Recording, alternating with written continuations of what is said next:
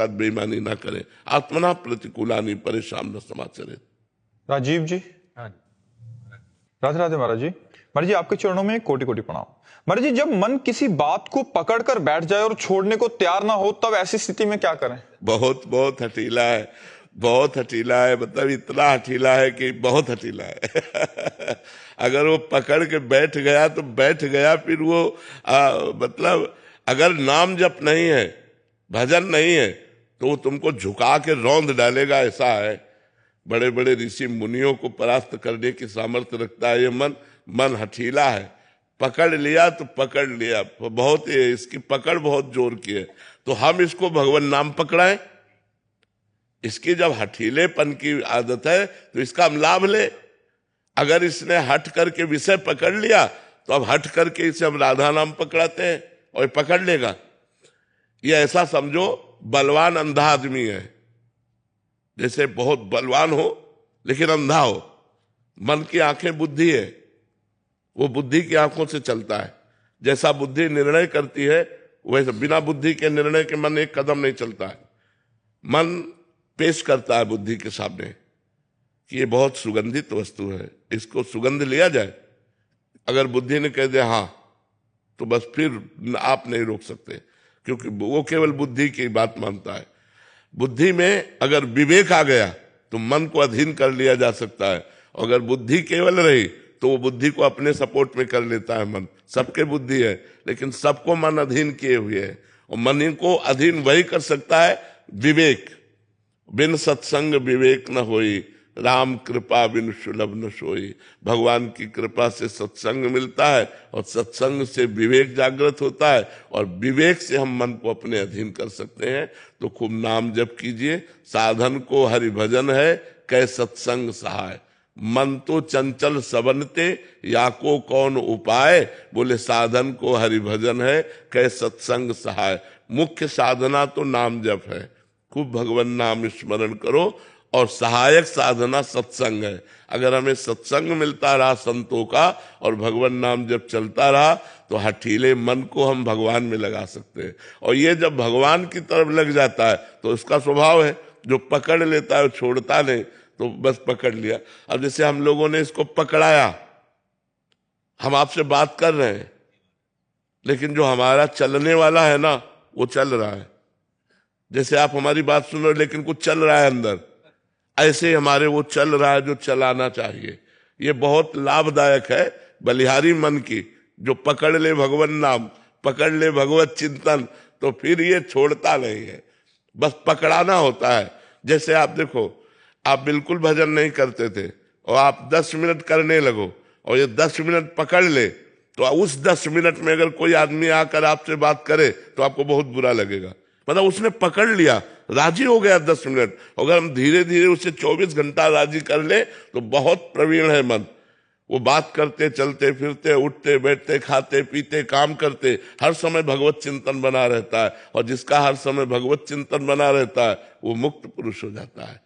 Yes स्मरण मात्रेण जन्म संसार बंधनात् विमुच्यते नमस्तस्मै विष्णुवे प्रभु विष्णुवे।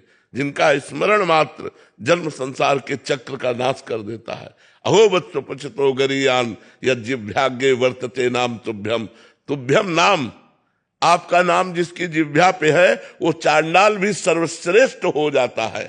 कुत्ते का मांस खाने वाले को चांडाल कहते हैं, वो चांडाल भी सर्वश्रेष्ठ हो जाता है जिसकी जिह्वा के अग्रभाग पर आपका नाम हो। तो नाम जब के देखो, नाम भगवान को अधीन कर लेता, फिर मन की क्या बात है। जितना नाम जप करोगे उतना ही मन पर शासन कर पाओगे। नहीं, सब मन के गुलाम है, सब मन के चेला है। सच्चा गुरु वही जो मन को चेला बना ले। सच्चा गुरु वही जो मन को चेला बना ले। नहीं, मन के चेला सब है, मन के चेला है। जैसा मन कहा वैसा किया, ऐसा नहीं। तस्मात् शास्त्रम प्रमाणम थे। जैसा शास्त्र कहता है वैसा मन चले, जैसा गुरु कहते हैं वैसा मन चले, वो कोई महापुरुष होता है। नेहा जी गुड़गांव से। राधे राधे महाराज जी। महाराज जी एक कथा में आता है कि जब एक बहुत भीड़ एक जने को मार रही थी तो वो ठाकुर जी से मदद मांगने लगा, तो ठाकुर जी बीच भोजन छोड़ के भागते भागते निकले पर वापिस आ गए। तो जब पूछा गया कि क्यों वापिस आए तो कह रहे उसने पत्थर उठा लिया था, वो अपना सामर्थ्य उपयोग करने। महाराज जी कह रहे हैं कि बच्चे बड़े हो रहे हैं, काफी प्रयत्न के बाद भी नहीं मानते, बहुत बहस करते हैं, बदतमीजी करते हैं, तो ऐसे में प्रभु पर छोड़ दें क्या, या मैं टोकना ही छोड़ दूं? नहीं, अपने कर्तव्य का पालन कर। वहां की सीन अलग है। वो कथा ऐसी है कि एक संत अपना दंड कमंडल लिए बड़ी मस्ती से जा रहे थे नदी के किनारे किनारे, गंगा किनारे। तो एक धोबी ने कपड़े फैला रखा था, बहुत से कपड़े फैले हुए थे। अब वो भगवदानंद में इतने मस्त थे कि नीचे देखे ही नहीं। तो उसके 2-4 कपड़ों में उसके पैर, तो वो जिस कपड़े से डंडा से कपड़ा धोता था ना चाट से, वो लेके दौड़ा मारने के लिए। तो भगवान एकदम सावधान हो गए। तो जब वो मारने के लिए दौड़ा तो संत ने अपना डंडा उठा लिया, तो भगवान शांत हो गए। तो रुक्मिणी जी ने पूछा शांत क्यों हो गए? बोले वो समर्थ है, वो निपट लेगा वो डंडा, नहीं तो मुझे लगा कि मुझे जाना पड़ेगा, क्योंकि अब वो भगवत चिंतन में है। तो इसीलिए संत विरक्त और गृहस्थ आसक्त। अब आपका कर्तव्य है अपने पुत्र को पढ़ाना, डांटना, उसको सही मार्ग में लाना, ये कर्तव्य है।